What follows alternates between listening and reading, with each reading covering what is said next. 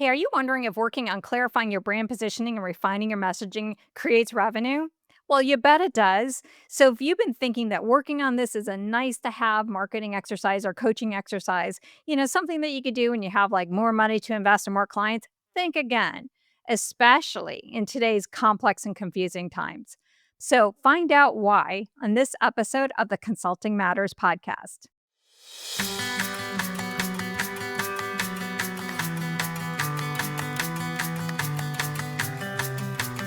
And welcome to the Consulting Matters podcast. This is the show for purpose driven consultants and coaches who are ready to own the power of what they do and position themselves for greater impact and income. I'm your host, Betsy Jordan. I am a business mentor and I'm a brand messaging and positioning strategist. You can find all about my very customized, highly personalized programs where I'll help you build a business and help you stand out on the market on my website at www.betsyjordan.com. Don't forget Jordan's with a Y. So today we're talking about the powerful, rock solid return on investment of your money, your time, and talents in elevating your positioning in the market and enhancing how you frame up, describe, pitch, and price what you do with my guest, Katie Anderson. So Katie's on the show back in episode 35, like over 3 years ago when she first became my client. And when we first started our work together, Katie, she was already successful. She was a Shingo Award winning author of the book Leading to Learn, Learning to Lead. She's a sought after speaker. And still, despite all of these opportunities, she knew how she was writing and talking about what she was doing and what she did when she offered was holding her back from her next stage of success and impact. Is this something that you can relate to? Can you relate to the struggle of knowing you have so much value and so much more value you want to create for your clients, but not have the words to describe it? And how that affects the results you get from your networking or the quality of your offers you put in front of your clients, your pricing, and so much more. And can you also relate to the weighing out, like, should I invest my time and money in fixing this when it seems like, this is something I should be able to handle on my own, or that's just soft. This is exactly what Katie and I get into on today's show. So when you tune in, you'll hear firsthand from Katie on the absolute powerful ROI she's gotten from not just investing in her foundational brand messaging, but also we've transformed her approach to landing clients, her online presence, and so much more. We chat about Katie's journey from hourly contractor to sought after thought leader and premium brand, and all the lessons that she learned along the way. So, we dive into what are the mindset shifts and the strategic investments you need to make at each stage of growth to propel growth, how to take advantage of the opportunities that you're presented with, such as Katie's husband just had this job opportunity in Japan, which led to much of the success that Katie enjoys now. Talk about my partnership set approach and why it totally beats contracting and sales, and how it has empowered Katie to dramatically increase her impact and income. The difference between endorsements and benefit driven testimonials, and how working on Katie's has actually turned me into a lean evangelist. And the legit struggle that Katie, like many lean practitioners, have with articulating the value of what she did. And we also, of course, talk about the impact and ROI that Katie got when she got clear on who she helped and, more importantly, the problem that she solved. So if you're struggling in any way, shape, form with conveying the value of what you do and it's affecting your networking, your website, your offers, your proposals, and pricing, and it's holding you back, this is the episode for you. You are going to discover exactly why it's worth your time and money to fix it.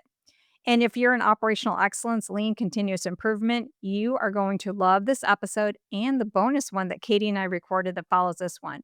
We got very specific to the messaging challenges that many lean practitioners face. So, welcome to the show, Katie. I'm so excited to have you back on the show. Now it's Consulting Matters. Before it was enough already. So glad to have you here. I am thrilled to be back and talking about something we're passionate about. Consulting matters, and our passion for really helping each other become more effective and therefore growing our chain of learning too with others. I love the chain of learning. I can't wait to talk. I want to talk more about the chain of learning because it wound up in your podcast, since that's some of the output of some of the work we did. Yes. But before we get into everything that you did to elevate your strategic positioning, your impact, your income, and all that great stuff, I just want to ground us in your journey as a lean consultant who then became a business owner. So can you talk a little bit about your journey from being an internal consultant to an external consultant? Sure. And I think like most careers, there isn't like a true linear path, but looking backwards at all the dots do connect together. And 25, 30 years ago, I would not have thought I'm doing what I'm doing. And it's the perfect thing. I had a first career in health policy research in academia, which played out later, but it's not in what I did in writing my book, but it's actually not the focus of what I do now. But it's what led me to working in hospitals and healthcare systems almost 20 years ago and taking on a role of process improvement specialist and then the director of a department that was leading continuous improvement and process improvement initiatives across the health hospital and healthcare system based on the Toyota production system and what's known as lean or lean manufacturing or lean management. And we'll unpack some more of that there today, and took on more senior level roles in other organizations, and then started my own consulting practice to have greater impact almost 13 years ago, which is amazing. And Wow. had the great opportunity to move to Japan for a period of 2 years, which is a lean practitioner's, dream. And that really gave me a chance to enrich my knowledge and understanding, and led to me writing a book with Toyota leader Isao Yoshino. So learning to lead, leading to learn. And then fast forward a bunch of years, 3 years ago, you and I met, and that's been an incredible uh, part of my journey as well, and how I've learned with you, and how it's helped continue to elevate and grow the evolution of my impact in my business as well. So, I started off the business as, that just doing contract work, then moved to doing more project-based work, to now really being a thought leader and helping organizations and individuals at a very different level. So you talk a lot about that sort of that arc of when we make that transition from being internal to starting your own practice. And I've really found that to be true for myself as well. So when you got the opportunity to live in Japan, though, did you choose to move to Japan because of your background, or is it just a fortuitous circumstance? It was a fortuitous circumstance. I really think it was total serendipity. It was a year after I started my consulting practice. My husband had the opportunity for his job to relocate to Tokyo. And, I embraced that opportunity with open arms and a learner's mindset to take advantage of that learning opportunity for me, but not just for me, but to share that learning with others. And I knew that it would have positive benefit for both me from an individual learning perspective, but also me from the business perspective of differentiating myself in the market because I had this different perspective. How many lean practitioners get the opportunity to live in Japan for 2 years? And so I started a blog. I mean, this is a while ago. So over 10 years ago, started a blog to share what I was learning. I went out with intention to create relationships and visit companies and share what I was learning from this perspective of a Westerner moving to Japan. And then, of course, developed a relationship with 40-year Toyota leader Isao Yoshino, which was just, again, serendipity, just presenting itself. But I took that and really made it something that's transformed not only me, but now has had that impact of, helping tens of thousands of leaders around the world too. So it sounds like there was a little bit of like, this is what has happened to you. It doesn't sound like you started off your business with like a clear vision, but at a certain point you decided, I'm going to set this business with attention. I'm going to differentiate myself because I have this opportunity to be in Japan, and I'm going to use this Japan experience much more intentionally. And it seems like that was a huge part of, okay, I just fell into having my own business to, I really am going to build my own business, and I'm going to be clear on my differentiator.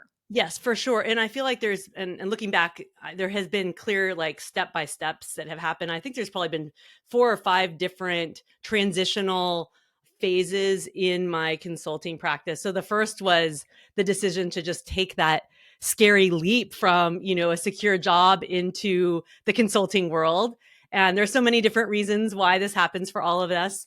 Uh, but I never thought I was ready to start my own consulting practice. And it was so validating that before my last day of work, I already had conversations with potential clients, which became my first contracting clients. And that was fabulous. So to move into just sort of that contracting hourly role was a really wonderful transition. Then I moved to Mhm. Japan and was differentiating myself from thought leadership, continued to do work with some clients, and came back. And when I realized that, oh, I need, I just had a blog as a website, but I should probably have a website that has like at least a few landing pages. I know you're a huge advocate for having some sort of website. So I hired, a brand web designer who you've worked with as well, as one of your clients. And she helped me get set up there. So I feel like that was another phase. And then there have been a few others. Then writing my book and publishing my book was a whole nother level. Starting my podcast, another level, and now leading my executive Japan leadership programs. And that has been a whole nother level as well. And so I've had to get more clear on my differentiation, my value, I've grown in terms of my presence out there as a thought leader as well. And those all required both mindset shifts and also the investment into my business as well. And like a huge mindset shift too is like going from a solopreneur where you're doing literally everything, designing your Yeah. website, doing all these, to realizing I needed to hire some people to support my business, even though I'm this only like client facing, I'm the deliverer of all the content, but I have 5 or so people supporting my business in different ways. And that was a huge mindset shift to see myself as a business owner, not just independent consultant. So that's interesting. I love the way you're framing it too, is that you went through several phases, not just of your business development, but yourself as a business owner. Yes. So first you were like a freelancer, contractor, then became a little bit more of a blogger. And then it's like, I'm the CEO of my business. And the product might be I'm selling myself, but I still am the CEO of my Yep. business and I need to operate that way. Yes, absolutely. And I have multiple like products and revenue streams. I have 2 books. I have this Japan experience. I have the consulting. I have the speaking. I write articles. Like all of those things. There's no way I could do it all if I didn't have people supporting me within the business as well. Yes. And that was a huge, huge shift that I had to make. And then, realizing that like all the revenue isn't just revenue directly for me, it's revenue for the business, and I'm investing in the business, and I have salary that I can give myself as well. And so it's these, money mindset shifts as well. But it's really empowering, and it's been exciting to grow as an entrepreneur and to grow as a business person, because I came from the world of academia. Like this was never on my radar. So I've learned a lot, and Mm-hmm. working with you, Betsy, it has been really tremendous, and having that business and branding mindset, and also the partnership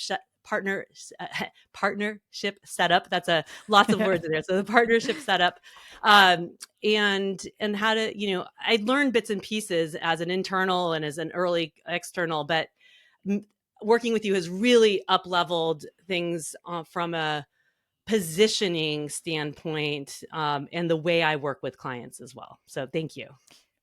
So thank you for saying that. But you gave me the perfect tee up for where I want to take the conversation now. But before I get into that, I really want to, appreciate the way that you describe the journey of a business owner and how you framed that up and really talking about the mindset. I thought that was amazing.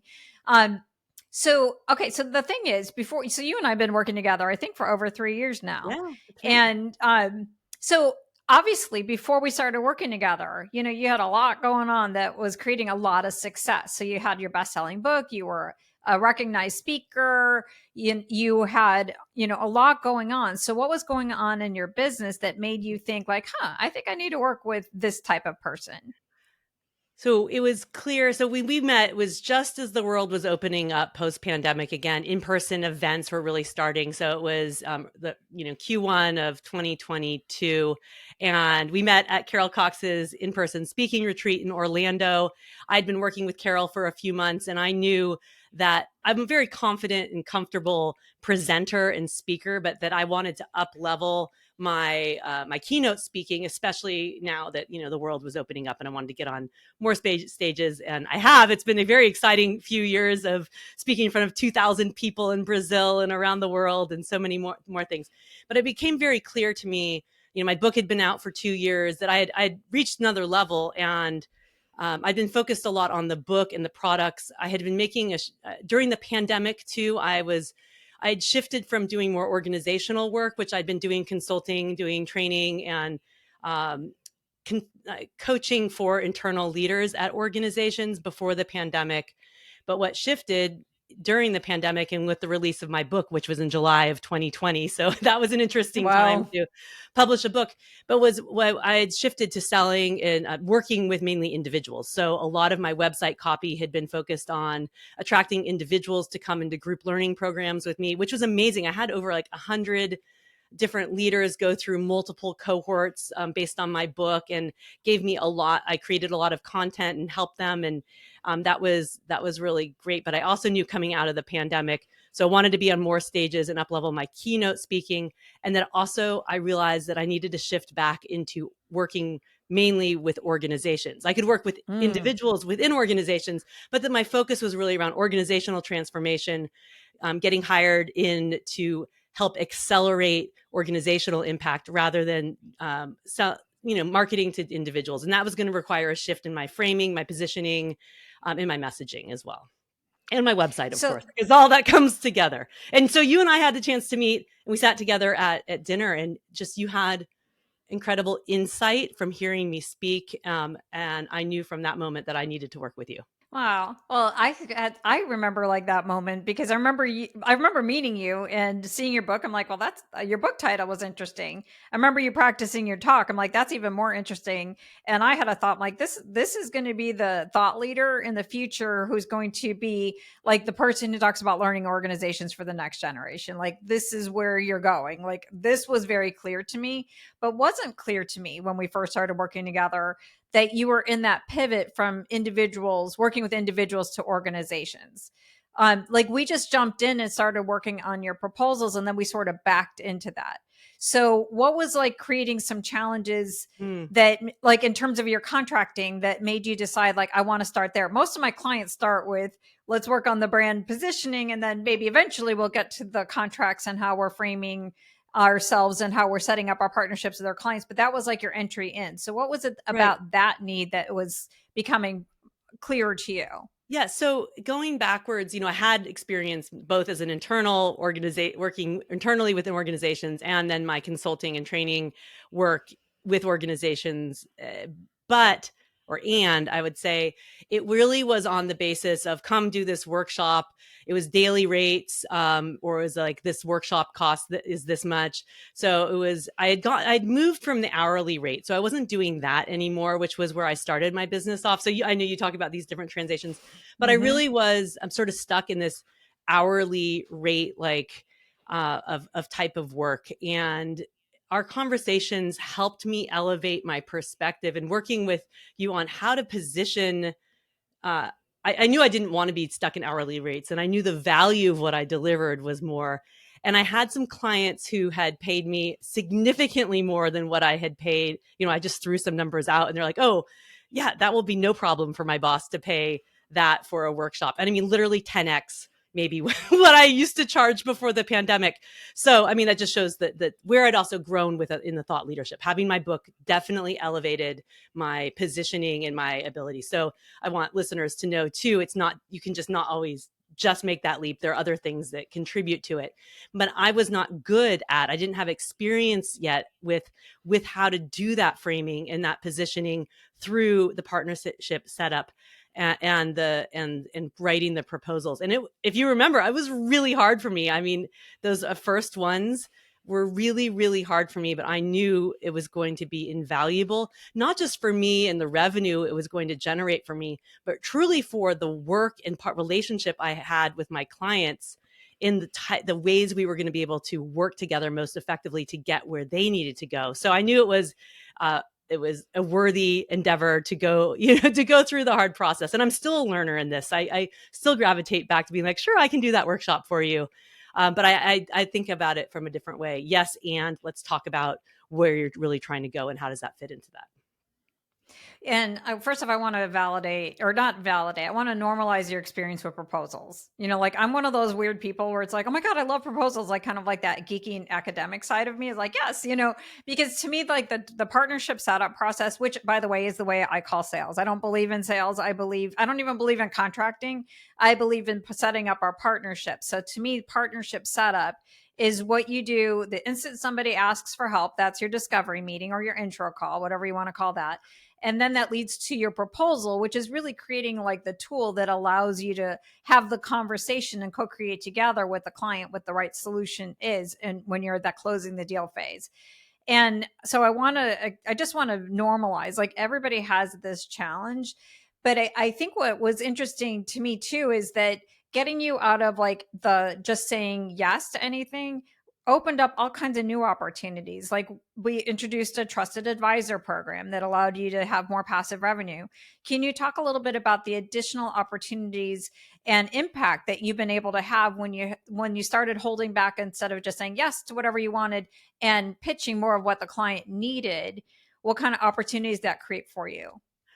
Sure. And, it did help reframe. Of course, always there in service of my clients, and I'm with you. I 100% am behind having a partnership and having a co-created solution, and that's been part of my ethos for for forever, even from when I was Yeah. in an internal. But I maybe wasn't as equipped for really setting up the work to be based on the real outcomes that were needed. So a lot of it was focused on what are we going to do rather than what's the transformation or outcome that's going to have. Uh, and so certainly, I did. So I think there's a difference between like the coaching work I was doing before to the trusted advisor. And so being able to frame that as a bigger package and how to have access and thought partnership, and it really was the intention of what I was doing before, but the framing of it allowed me to position it in a different way with my internal executives and the way I was talking with them. So it still just positioned the value better. Certainly, too, in terms of when I go in and do custom workshops and retreats with organizations, there's more that I've been able to incorporate into that. And it's, I like the presenting of multiple options, and then we can co-create what they really need. But I've incorporated more, like, like assessments and then follow up to understand the impact and what they're going to do with it afterwards. They can take content that I've already had, or we can create something new that's fully customized. It's meeting them where they're at. And that's always 100% so important too. You always want to meet your clients where they're at, but they may not know. And you've said this multiple times on my podcast, Chain of Learning, as well, about, training is necessary, but rarely sufficient. I mean, I would say it's never sufficient. And also, our clients come to us with solutions or ideas of what they want or need, but it may not be exactly what's the right intervention or support. It could be something broader or more specific. And sure, there's a time where they're doing, an all hands retreat, and they know they want an inspirational speaker. And so, that's a very clear thing, but there are other ways that we can help each other as well. So it really opens, I'm not totally answering your question, but I think what it's done is it's opened up the conversation between me and my clients about what they really need and the many different ways to get there. And then we can find something that meets both their budget and also in where they really want to go. And that's, I think, having that conversation also is part of the work, right? It's helping them uncover like what's the real problem they're trying to solve. And I like when you're saying it's like there is sometimes where it's like it's a one and done. Like I might call that a one off. Like what they need the workshop, but you could still turn that into greater value. Like, and that's part of what the options were that we worked on is like, yeah, I can come in and do this and it's like off the shelf, or I can do additional assessment and I can do more additional customization. Or option three is I can do that and I'll be your trusted advisor on call as you implement it. Right. And what I love about like thinking about the not just like you thinking about the goals and then thinking about the solution more broadly is like they don't just need a 1 day workshop, even though they may ask for it. They don't see all the other things. Yeah. So even if you could put other things on there, you not only create more value for the clients, but you get higher compensation. And the other thing about like the trusted advisor program, this is not specific to you. This would be the other clients that I work with as well on the trusted advisor program is a lot of times we undervalue the part that is the most value for our clients. So having access to you, even if they don't use it, is huge value, but you might have given that away for free. And Yes. instead, it's an option. Like either we could just do this number of coaching sessions or you get this plus access to me, or sometimes we flip it Right. depending on the client situation. You might offer the trusted advisor as the lower program, but still you're giving them additional value and showing that Mm. when you work with me in the structured coaching, the benefit of that is accountability. When you have the on-call access, well, that's real-time application. So you're creating different kind of value, but you are actually putting value to the things that you might have just given away for free. You might have just done a survey for free, but now it's like it's an option. It's we don't have to do that, and or we can. Yeah. No, and one of the other things that's been invaluable too, and I get this feedback from clients and potential clients, is in doing that, that initial, it's the intake call, but also it's part of the partnership setup, is doing the situation summary and repeating here, synthesizing in their words what they said, and then some of your own assessment of where that's at. That is invaluable because often it's helping provide some clarity to people, like, Mm-hmm. oh wow, okay, you're right, that is what's going on here. Yeah, that's right. It's validating. You hear them, and then you're also providing an angle of, here's some of the gaps I'm hearing you say.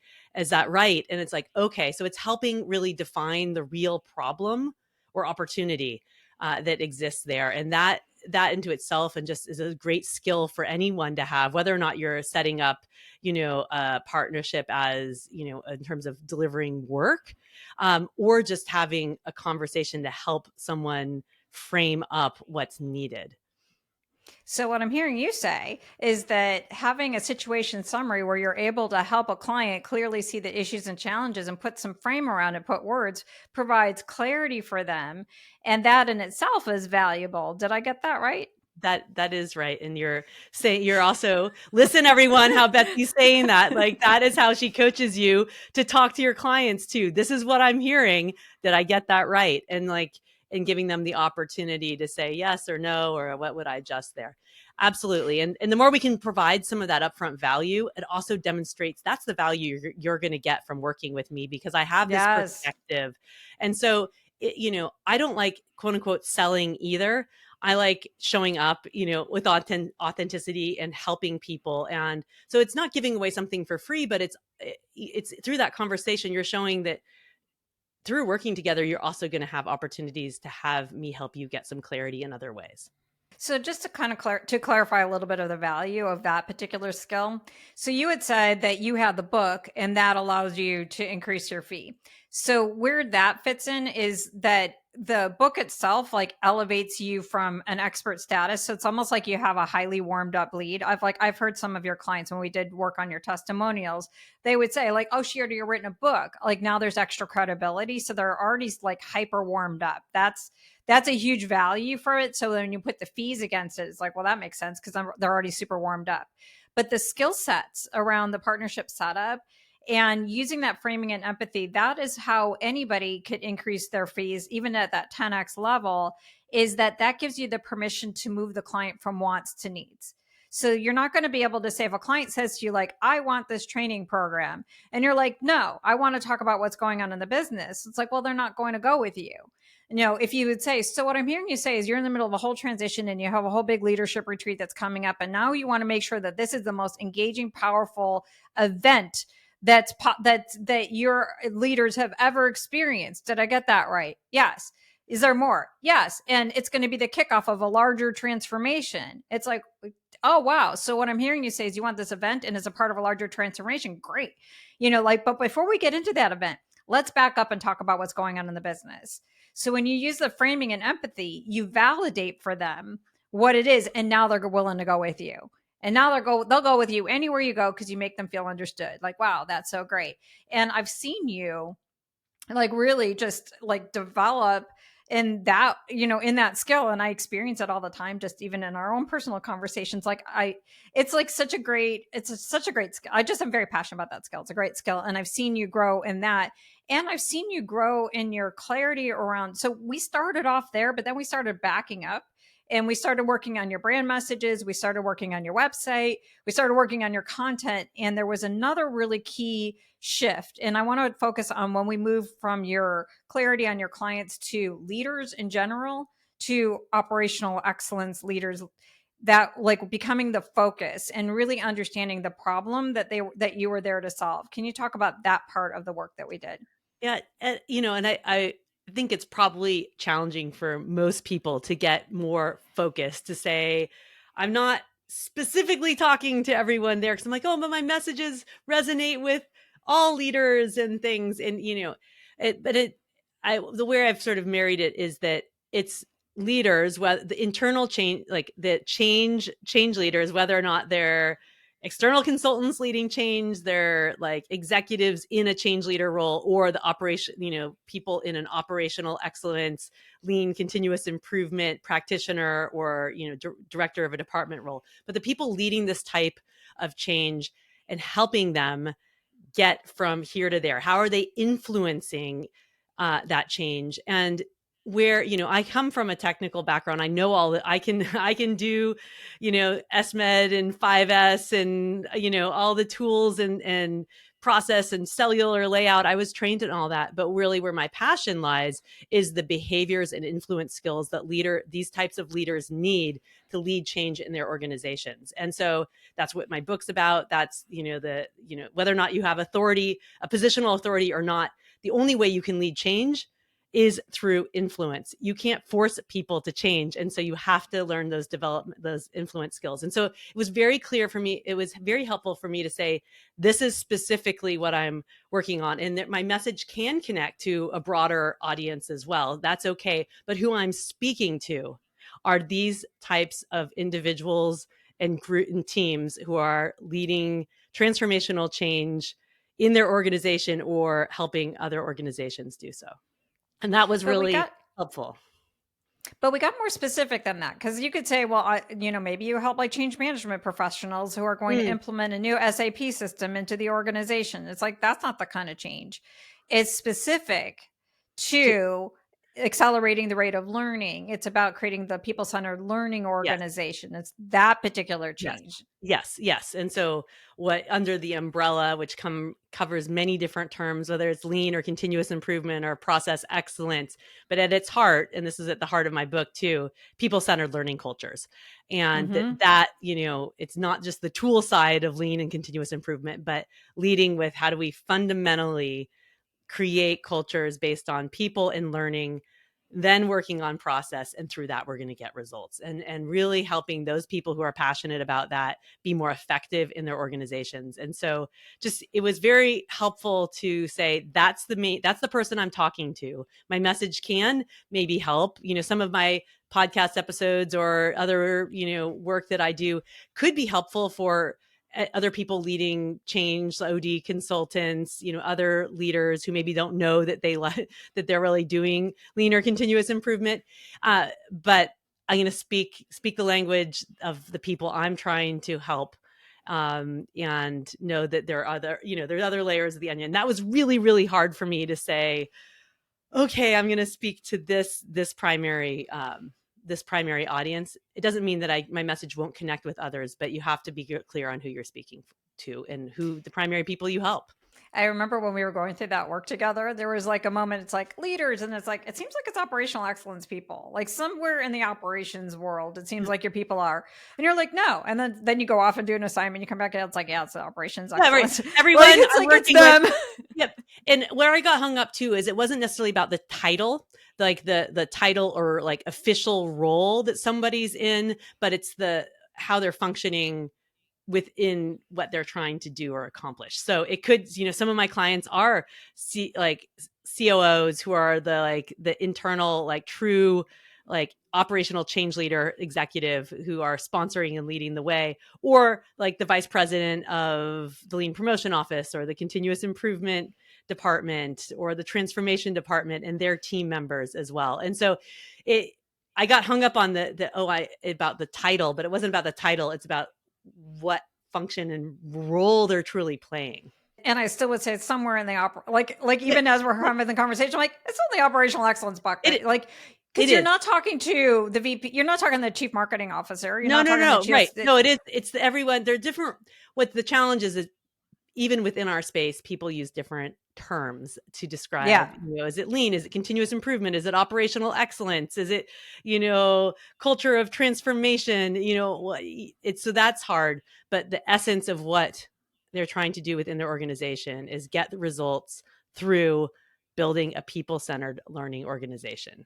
And that's, with the core of what my Japan learning leadership experiences are about. That's the core of my book's about. That's where my podcast is focused. It's about helping Mhm. equip and empower continuous improvement and lean change leaders. And so, no matter what your title is, if that's your role, then Chain of Learning podcast is for you. So, And all of the other things as well, because I yeah, think that there's, and this is and I do want to have a separate conversation with you about yeah. like learning this amazing field, like no matter what you call it. Like I there's so many things that I did not understand as an OD consultant, Mhm. and I think it's because there's all of these different names and there's so much of a different focus. Like we're very specific around this, but I want to reinforce too. Like I remember one of my favorite projects that we did together was going through your testimonials and trying to turn them into benefit driven. So we had a lot of surveys, and we got on a call with one of your clients. And, he's one of those people, like he's one of those COOs who is leading the transformation. And he said why he picked you is he said, she went deep in this area that's really that relates to what we're focusing on. Like he Mm, said, like that gave credibility. Like he was looking for someone, it's like because she went deep and she's really focused here, like, why would we go to anyone else? Like, they're not going to go yeah. to, an OD consultant like me to come, kick off their transformation. There was the credibility. So then it Mm, connects the dots between this is me and me as a client and my problem I'm trying to solve, and here's you and here's your differentiator. And what he appreciates is you went deep, and he also appreciated that you had experience in healthcare. So that was yes. like an Yeah. extra bonus, of the kind of people that you Yes. help as well. Yeah. But that made it clear for him, but your clarified message and your clarified positioning made it clear for him, like you're the one. Yes, and I could speak their language and speak their context and help them move from A to B. So absolutely. And something I want to highlight too, Betsy, that was really an aha moment for me, and I've shared this with other consultants in my network, is, and when we were doing this, the testimonial work, was the difference between an endorsement and a value driven testimonial. And Mm-hmm. a lot of times, what we have as we get feedback from clients, and they end up being these awesome endorsements. But they're really at that like level one. I had a great experience. Katie's energy is fantastic. I really enjoyed the workshop. I have some takeaways to do. Like, all of that's awesome. Like, my Japan trips, it was an amazing trip. It was so well put together, the program and the experiences. So that's great. You want and need that. You want people to have a great experience in the moment, but the true testimonial is that value. What's the impact? What did they do with that? What was the transformation? How did that help them afterwards? And so I think that's a really important differentiation for people listening, is how do we help tease out that of course, we want to get the great endorsements. We want love endorsements. The endorsements are great, are wonderful. And how do we then get more of those value driven testimonials as well? Because even the people we ask, and you experienced this as well. You're like, your people are having a hard time doing a value driven testimonial because they wanted to go back to the experiential side rather than the transformation side. So, Betsy, I'm going to turn the script on you. Could you talk to your audience a little bit about that differentiator? I know you've had some podcasts about this, but it was a real aha moment for me.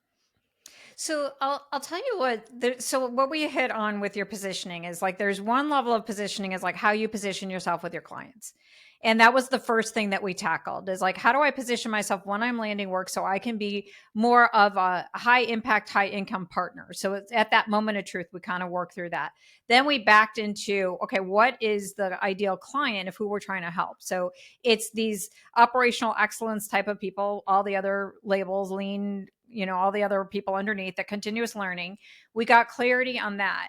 I think what we were looking for in this testimonial project that we were doing, because I went and I analyzed it, is really understanding what's the context for your help, because it's the context for your help that creates the value.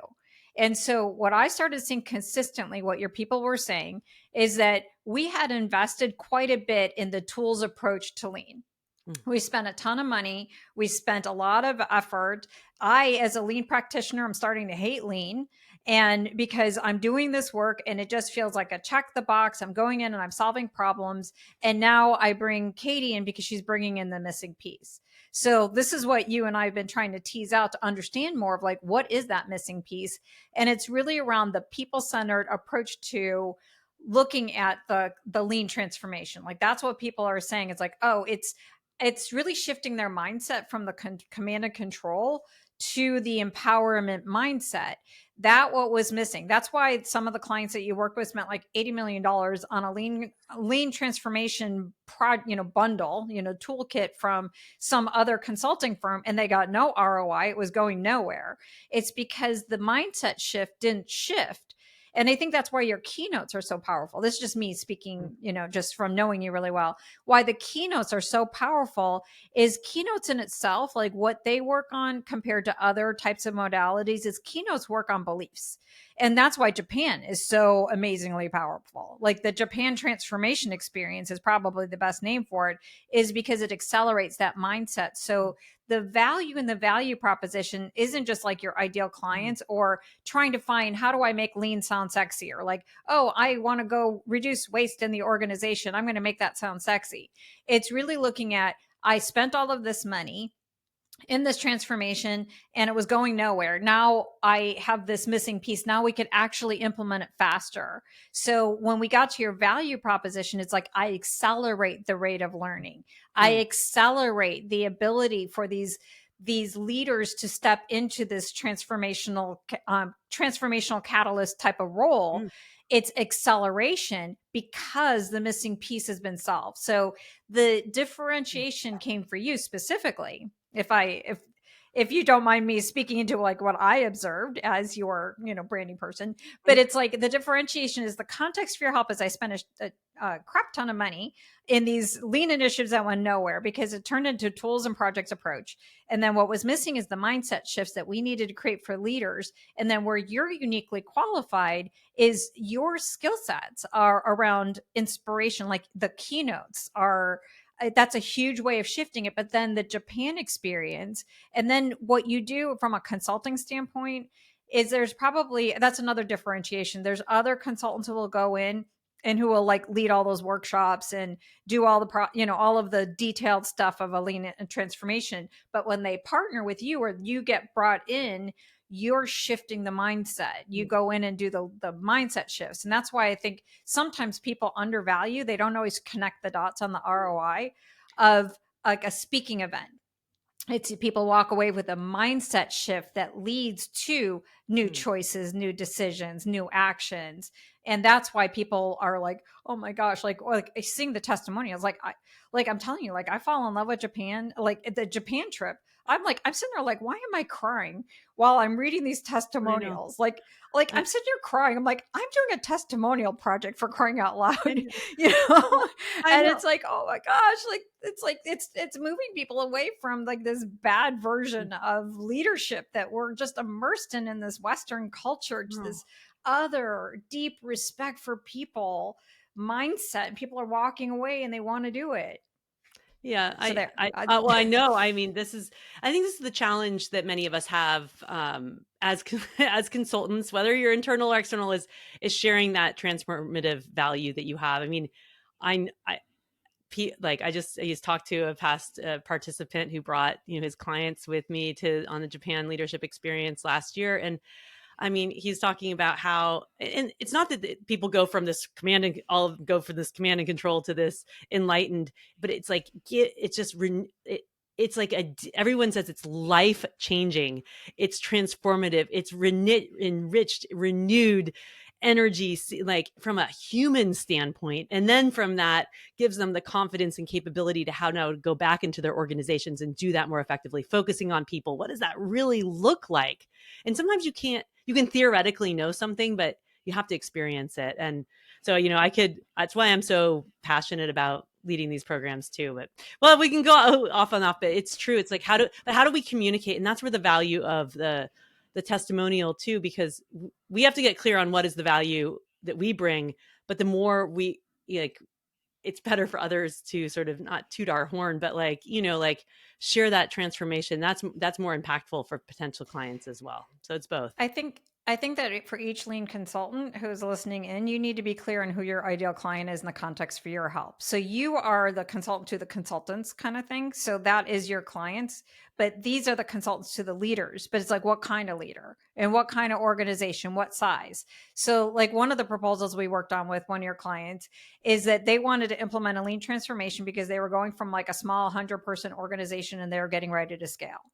And so they were like really animated to proactively advocate for a lean approach into embedding it into the organization.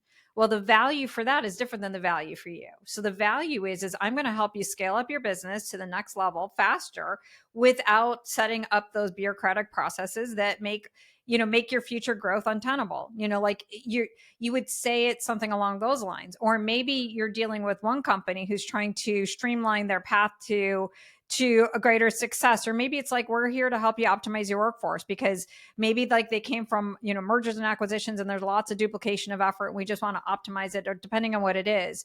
So that's why it's important for each one of the lean consultants, or any consultant, is you need to be clear on who you help and the problem you solve. If you're Mm, not clear on that, you're never going to get to the value or your differentiators, yep. because the differentiators come is like, so where came up with your differentiators is we looked at your competitive set.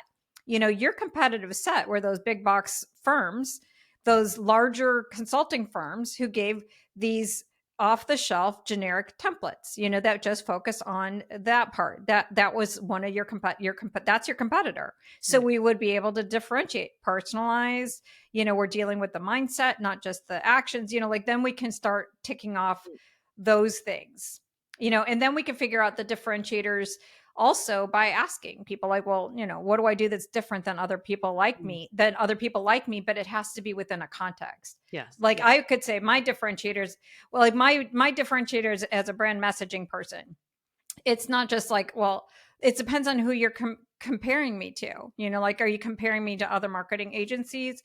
Are you comparing me to other business coaches specifically for consultants? Like, what are my differentiators? It really depends on who you're comparing me to determine which bit is based on the problem that you're there to solve. I feel like I have no competitors really, because there isn't anybody out there who's doing brand messaging and positioning specifically for consultants and coaches with 30 years of experience in consulting and coaching. Yep. But you could say my competitors are, other business coaches who help consultants, depending on which way you look at it. So that's what I Right. think that's where we discovered your differentiators, Yep. was getting clear on the problem that you solve, the context for your help. They Mm, spend tons of money going nowhere, or I've been doing this lean approach in this like tools and process approach. And then you bring in this mindset shift. And that's why everybody loves it so much. It's like the, it's like you're putting, like the right fuel in the right car. mm, Like, it was almost like they got a car and they're just like putting olive oil in it, and then you put gas in it. It's like, okay, now the car can go. yeah, it's like reigniting the something they know that is should be there, but maybe didn't know how to do it, or feeling stuck. And yeah, it's what lifts me up and gets me so excited. And Betsy, too, it's been really a pleasure to be alongside you over the last year during your sabbatical. Well, you've gone through your own reflection and understanding and clarification, and your own inflection point on sort of who you serve and how you serve it. And it's been a joy to sort of we've been partnering together with you, helping my business, but I've been also there to help sort of hold up the mirror to you about the clients that you really want to work with and the value that you bring as well. Yeah, like, I would say that you played a huge role, because like I had your Christmas card that I would have sitting out, because I was trying to figure out like, what is it about our partnership in comparison to, like, I love all my clients. Everybody's amazing. It's not to say that they're all not there, but I'm like, why am I so freaking passionate about, like, I'm not a lean person. I've never done lean. I'm like, why am I so unbelievably passionate about it? And I think working with you brought me back to core, which is like why I became a consultant in the first place. Like, why 30 years ago I wanted to be in this field. And it's like, because I believe in the vision that you hold around purpose driven, Mm, people centered learning cultures, like open systems, like all the things that I learned as an OD consultant. It's like, this is the way. I don't really care that it's not popular right now. Like respect for people seems like, woke or bad. Like, it's like, no, this is Mm, these beliefs that you and I share are like core values. But then the other thing that you reminded me of is my vision that I've had forever is like, I believe in the role and purpose of purpose driven consultants and coaches, mm, like the role that we're supposed to play. And like I wish I could draw this out, like, because I'm like, it's the missing piece, like of what it is. Like there's like the executives and then there's the managers. So executives are like the kings who make decisions for the realm. You have the managers, which I believe is one of the worst things that we've ever done, is that we compare managers versus like leaders, and we make managers bad, like they're the seconds, these second class citizens, when they're the heart of the work. Like this is where the people processes and everything kind of merge. But mm, they're like the priests, where they're just bringing the connection. And then you got us consultants over here, we're like the prophets who have these idealistic visions for what's possible. And it's like lean is like, you're owning this space of like the heartbeat of making this organization work. Like there's no culture that I can create as an OD consultant or even talk about without lean. Like I wish that, like now I'm on my little soapbox. I wish 1,000 years ago I could have known about lean, because I would have partnered with lean in a very different way. Like it makes me crazy that I didn't know about it. And so I changed the podcast to Consulting Matters. Is this role that we have is a very sacred role. Like the mm, work that you're doing right now. Like I know for those who are listening, Katie's in the middle of creating a course to help empower change catalysts. And I'll let you explain what a catalyst is. But you share this vision of the sacredness of our role and our purpose and why we're here. And so you brought me, mm, I would say our partnership like brought me back to center, brought me back mm. to core. I'm not a marketing person.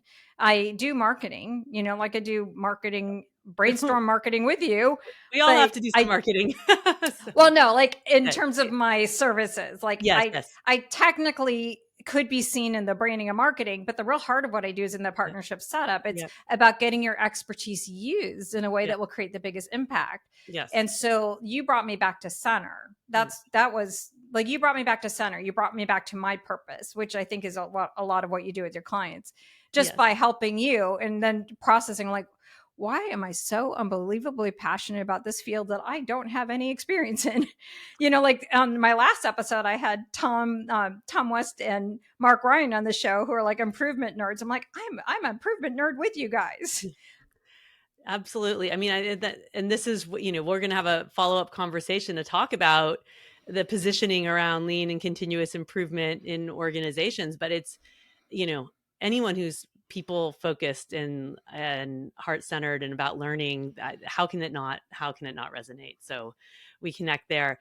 And absolutely, I'm excited and I appreciate you being my sounding board for the new course, and it's going to be a book that comes with it based on a lot of the support I've been giving to internal change leaders and their teams in this lean space around how to really up level the influence skills that are needed to be paired with the technical side. Like for far too often, we've really just focused primarily, I mean, on the technical side. And of course, maybe we've had a little bit of coaching about, oh, it's important to be a coach or a facilitator, but there's so much more about how do you speak the language of business? How do you, the influence skills, how do you get buy-in, and so much more. And I developed this acronym that was a word that I was already using, catalyst with a K. So KA, also playing off of my initials, Katie Anderson.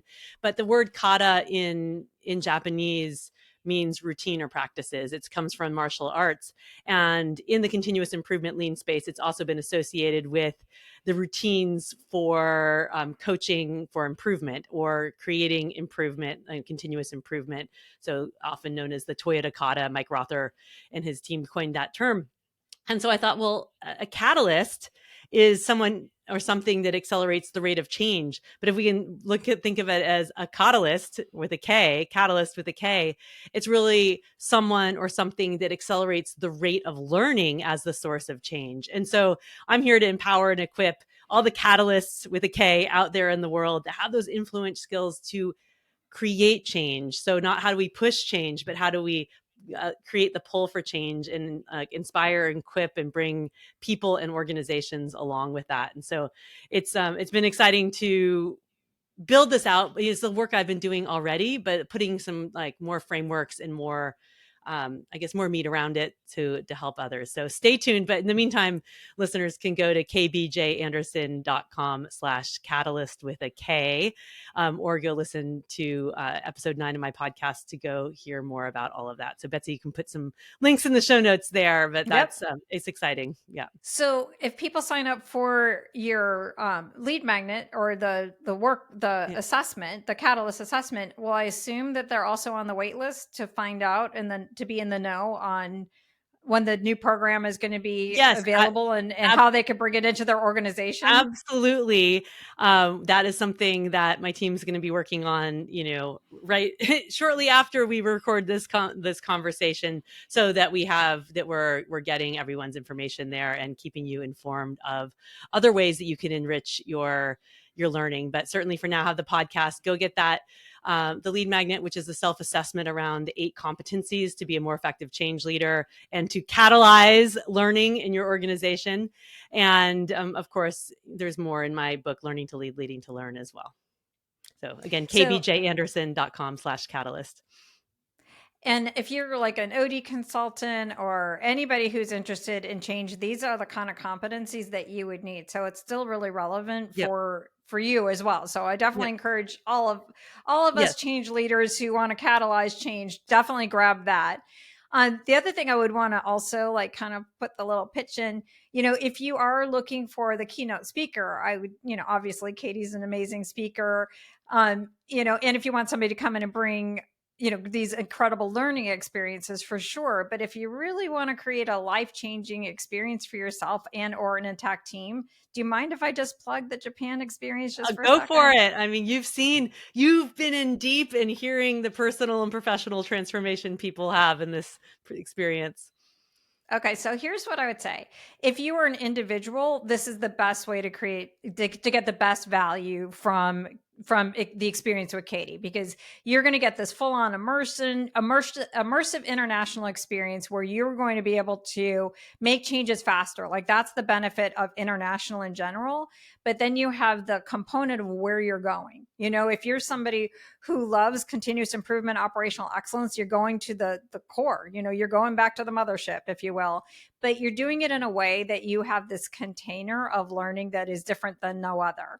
So what Katie provides, like other people might be able to make those promises, but nobody else is going to put the context around it for you, where you're at with your leadership and what you want to create in your organization and or in your consulting practice. So there's like this overall wraparound experience, Mm. and you get to meet cool people. That's the other thing people say that Yeah. they love. Yes, I But bring together awesome people. But I would say this for the intact teams. So this is something that I would say is a very different kind of value proposition. So you think about all the ways that executives do executive development, so you can go to the resort and you could have that kind of experience. There's all of those different things that people can do. And I think that when you're talking about an accelerator for the relationships of a team, yes, you're going to get all of those other benefits, but the experience, what your participants have said who've been a part of an intact team, is they've forged connections that Mm. were so deep that they will never get any other way. So it's like, yeah, you could have like a retreat where you just talk about your business theoretically, in a ballroom somewhere in some sort of beautiful resort, and everybody has like the super fun time, or you can put it into this learning context and this growth accelerator. So I would also Yeah. put the plug, especially for executive teams, that again, the competitive set, what they can go to the resort or they can go to Japan. Yes, and I'll put one other plug out there. Of course, anyone in the lean, continuous improvement, operational excellence, people-centered learning culture space.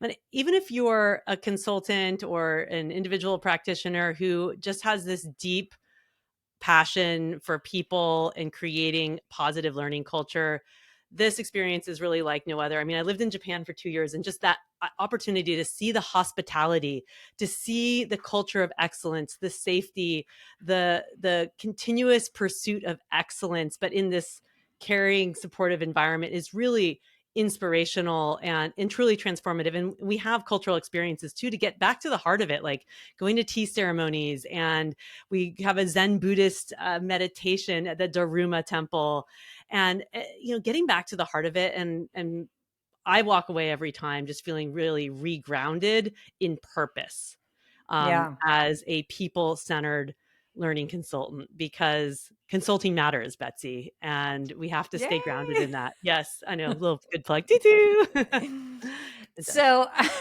I can talk all day about Japan, honestly. Like, and this is some of the crazy part of like some of the work I do as a brand positioning person. It's like when I get all excited, like I could talk about your work probably, probably as long as you could talk about your work. But we probably need to wrap up in Yep. some way. So we talked a lot about a lot of different things as it relates to elevating your positioning.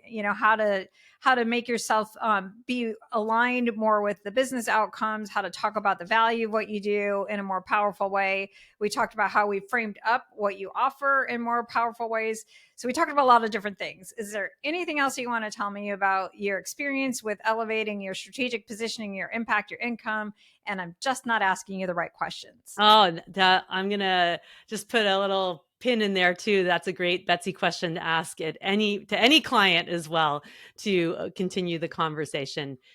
I think for the purpose of this podcast, we really covered so much, and really just I think want to re-emphasize, and I think this came out of your aha too, that as consultants, we have different phases in our consulting practice, moving from internal to then external, and even as externals, those different ways that we are working with our clients, that we're viewing ourselves, that we're investing in it. And I love the clarity that you have had, that you're helping consultants within those transition moments about how to Mm, up level to the next level. And so it's just a validation out there to everyone that it's okay to be evolving, and then sort of take a little time to be where you're at, but know that there's going to be another point of evolution that requires that deeper thinking, that requires some investment of time and money and effort, but that the reward is there, because you're not just branding for yourself or positioning for yourself. It's so that you can help more people more effectively. And that gets back to really why we went into this consulting career, is so that we could help people do the great work in their organizations or for themselves too. So thank you so much. And I really would love to hear from all the listeners. What was a key takeaway you had from this conversation? So ping us on, or post on LinkedIn, or shoot us a message. Betsy will put all my contact information below too. can you do all my intros and outros of my podcast from here on out? Because it's like I love the way you wrap that one up. Oh, well, it's good. So So- I always ask Betsy to help me with my podcast too. So this is the virtuous cycle of the truth, that what I call the chain of learning. It doesn't matter who's the client and who's the consultant. It's about, we're helping each other grow and learn. So for each of our conversations, we up level each other, no matter what your official role is. So let's keep growing that chain of learning together, Betsy. I love that. And I love the whole idea of the way you framed up, like the whole point of why we're doing this, is that you don't work on brand messaging and positioning as a check the box marketing exercise. It's like what Peter Block said. It's like, make it easy for people who are looking for you to find you. Yeah. Like that's all we're really trying to do, is connect the dots, make it easy for the people who want to work with you, probably would love the transformation, but they can't see it through all the jargon. Yeah. So I could talk to you forever about all of this stuff, but thank you so much for being on the show. It has meant so much, and I've loved our partnership, and I'm excited that it gets to continue. And thank you so much. Thank you, Betsy. And thanks everyone out there. Oh my gosh, oh my gosh. There were so many great insights from Katie, especially around what it takes to grow success as a consultant, coach, speaker, author, and thought leader and business owner over time. I love what she said about scaling up to the next stage, that it takes a shift in your mindset and how you're showing up in the market, which we all know it's not easy. I was also just moved by the tangible value that Katie got from our work together on elevating her strategic positioning. I love the fact that she's been able to make more money and a difference without working harder. I love all that she got. But as I wrap up, I want to be clear on the value I got from working with Katie and working with others like Katie. So Katie talks a lot about the chain of learning. I also would call it also the chain of impact. What's really powerful for me is I get to play a role in helping Katie help her clients. I love to see the people-centered learning organizations that she wants to create, and by working with her, I'm able to help that happen. And this is why I love what I do, why I've changed my podcast to Consulting Matters, is I really got really clear on my why, and it's to help purpose-driven consultants and coaches really get out there and be positioned and seen for the value that they uniquely can create, because I believe what you do matters, and it matters even more today than ever. I think we are needed in so many different spaces. I think that there are leaders who are wondering what happened to their career path. What do I need to do? They're looking for coaches. I think that there are organizations who are trying to figure out, how do they survive? How do they hold their values? We are needed more than ever, and we have to make it easier for our clients to find us, especially now. So, in terms of next steps of applying this, I hope you're inspired that by that, because that's really what I want you to walk away with, is I want you to feel motivated that you are needed. We just need to put some effort into your messaging to make sure it resonates with your clients today. So if you were struggling at all, like, beforehand, around before the market has got all weird around what you do, what's the value, these are the same steps that you would do in any time. Is you just start with paying attention to the people you're drawn to help and the problems you're motivated to solve. And you just need to ask yourself some questions that are a little bit deeper. Like, why do you care about these people? Why does this matter to you? What do you see for these people that's possible for them that they don't see yet for themselves? What difference will that change make? The real value, the real ROI of this positioning messaging work isn't a marketing outcome, and it isn't even necessarily a sales outcome. Like, those are definitely things that you're going to get from an ROI, but it's really about the mindset and getting out of your own head and getting into the clients that you serve. This is where the real source of clarity and confidence comes from. So it's really dropping your value proposition from your head to your heart, and that's where the game changer is. So if this is something that you need help with, I also have so many resources on my website. So head on over to www.betsyjordan.com. You'll find lots of free resources. I have a free audio training that will help you with your mindset. I have several downloads that you can get into, especially my messaging PDF. I also have one on the discovery meeting. These are the exact tools that Katie uses to get the results that she enjoys today. And of course, you can learn more about my highly personalized strategic brand partnership programs. And don't forget, if you are a lean practitioner, tune into the bonus episode that Katie and I recorded on why it's so hard to get leaders to understand the value of what you do. And we go through ideas on how to fix it. So that's it for today's episode. If you enjoyed this episode, please be sure to hit subscribe wherever you're tuning in. Pass this on to your colleagues and friends. I'd love it if you take a moment to rate and review my podcast on Apple Podcasts. That helps more people find the show, and I totally appreciate it. And until next time, thanks for listening and have a great day.